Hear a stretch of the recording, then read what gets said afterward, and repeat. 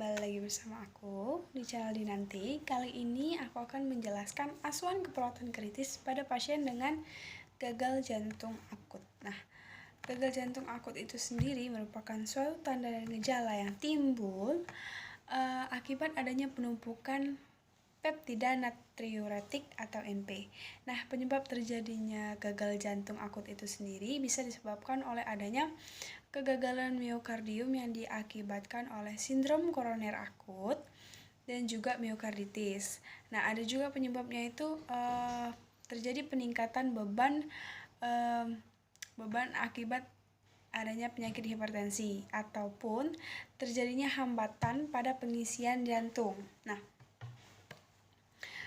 patofisiologi dari gagal jantung akut itu sendiri terdapat 3 tahapan. Tahapan yang pertama itu ada gangguan fungsi ventrikel yang akhirnya menyebabkan kongesti vena di paru-paru. Nah, yang menimbulkan manifestasi klinis atau tanda atau gejala berupa dyspnea. Nah, kemudian itu tahap kedua itu ada peningkatan laju jantung dan penurunan volume sekuncup pada jantung. Nah, kemudian di tahap ketiga itu adanya penurunan curah jantung dan peningkatan pada tekanan pengisian. Nah, manifestasi klinis pada gagal jantung akut itu sendiri meliputi dyspnea saat istirahat.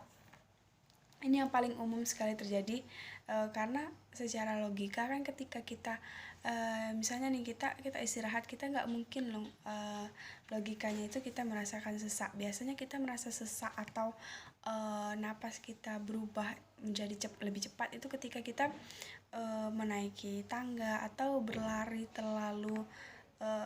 dengan jarak yang jauh. Nah, itu mungkin saja, atau mungkin kita terlalu mengangkat beban yang terlalu berat sehingga menyebabkan pernapasan kita itu menjadi lebih cepat. Nah, sedangkan pada pasien dengan gagal jantung akut ini, meskipun dalam keadaan istirahat pun, meskipun nih kayak misalnya posisi saya sekarang, meskipun duduk pun dia sesak, meskipun dia tidur sekalipun dia masih merasakan sesak.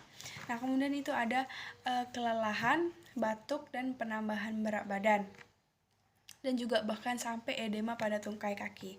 Nah, sedangkan tandanya itu ada takipnya, napasnya cepat, kemudian nadinya cepat, kemudian juga tekanan darahnya bisa rendah ataupun normal, kemudian ada bunyi jantung ketiga S3 dan S4, kemudian juga terjadinya peningkatan tekanan vena jugularis. Nah, penata laksanaan awal AHF itu kita pertama itu melakukan triase untuk menentukan kegawatan pada pasien dengan gagal jantung akut ini. Nah, kemudian itu kita konfirmasi, kita cross check lagi, kita samakan gejala-gejala yang muncul pada pasien dengan gejala